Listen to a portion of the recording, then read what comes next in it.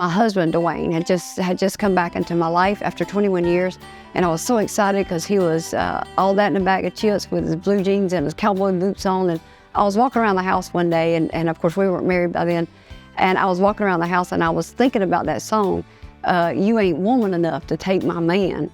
And the Lord just began to speak to me, and I sat down at the piano and I began to write, You Ain't Devil Enough to Change God's Plans. And that's where it came from, just out of that one little moment. It's just listening to the Lord and beginning to write.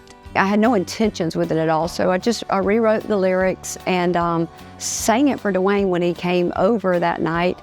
And he said, we need to contact Loretta Lynn. And I said, yeah, right, whatever.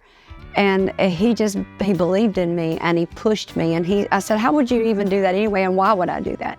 And he said, you just reach out. And the next thing I knew, he had an email address for me. And then the next thing I knew, I started writing, and because he had begun to work with me on writing. So in broken English, I just wrote the email and just told him what I had done. I told him my little story. And before I knew it, within probably a couple of weeks, actually, I got a phone call from Foxfire Music, which was Loretta Lynn's management. And she called in and wanted to know a little bit more about me. She had looked up a little bit about the ministry, and asked me to send a rough draft to her. So I sent it to her, and she listened to it, and she sent it to Loretta, and they allowed me to be able to rewrite the lyrics. I am the only person to ever been allowed to write the lyrics to that song, because that is her #1 song of all times. And the lady at Foxfire told me, she said she would never she didn't even allow anybody to sing that, to record this song at all.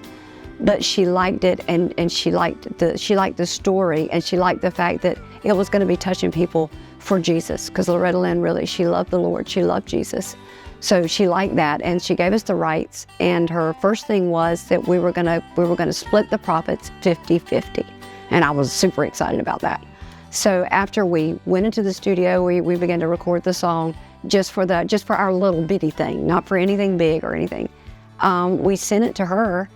And she, again, began to follow us. And she began to listen to mine and Dwayne's story, and began to see people were really being reached by the ministry for drugs, alcohol. That she had a heart for that. Nobody would, but she had a really big heart for that.